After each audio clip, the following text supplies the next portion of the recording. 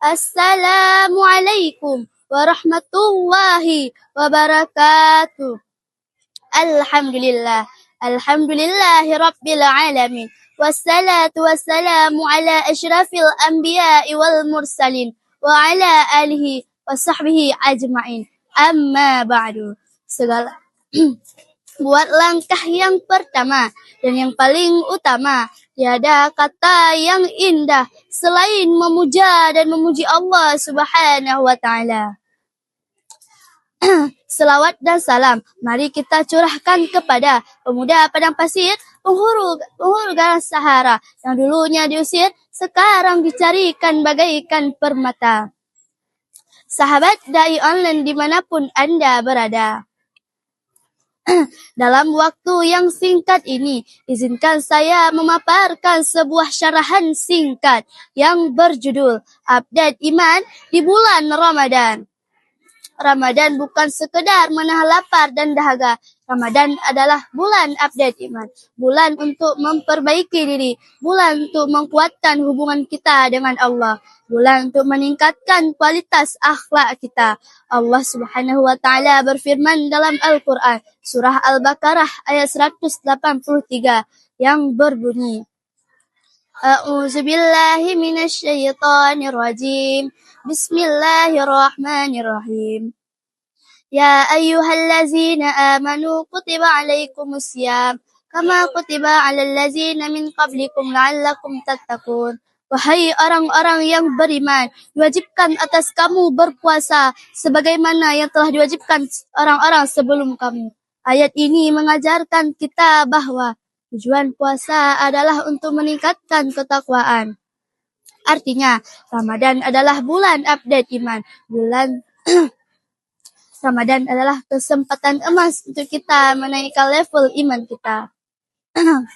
Sahabat dai online yang dirahmati Allah.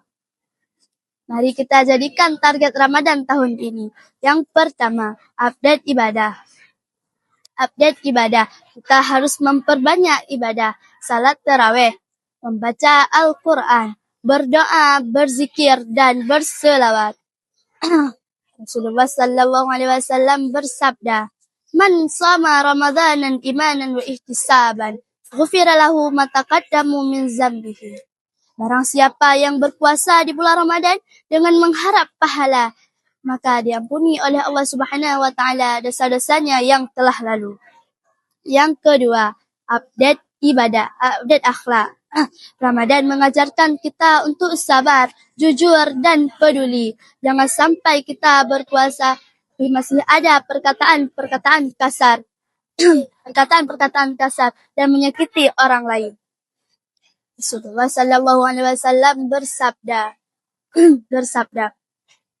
banyak orang yang berpuasa tapi tidak mendapatkan apa-apa kecuali lapar dan dahaga. Dan karena itu, marilah kita jaga hati, jaga lisan, dan jaga perbuatan.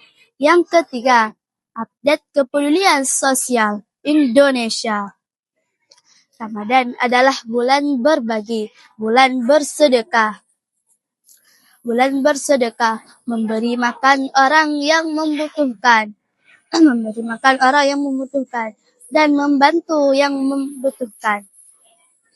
Rasulullah sallallahu alaihi wasallam adalah orang yang paling dermawan, tetapi ia lebih dermawan lagi di bulan Ramadan.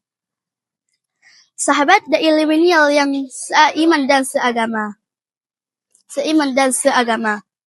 Kita juga dapat mengambil pelajaran dari para pemuda Ashabul Kahfi. Mereka menjaga imannya dari masa sulit. Allah Subhanahu wa Ta'ala mengabdikan kisah mereka dalam Al-Quran sebagai teladan bagi generasi muda teguh dalam menjaga iman.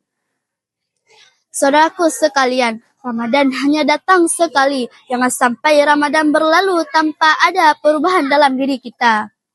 Mari jadikan Ramadan sebagai titik awal menjadi pribadi lebih taat, lebih sabar, dan lebih jujur. Mari kita jadikan Ramadan di tahun ini. Khatam Al-Quran minimal sekali. Salat tepat waktu dan berjamaah. Memperbanyak bersedekah. Memperbaiki diri dengan orang tua, dengan guru, dan dengan teman-teman. Semoga setelah Ramadan berlalu, iman kita semakin meningkat, akhlak kita semakin baik, dan hidup kita penuh berkah.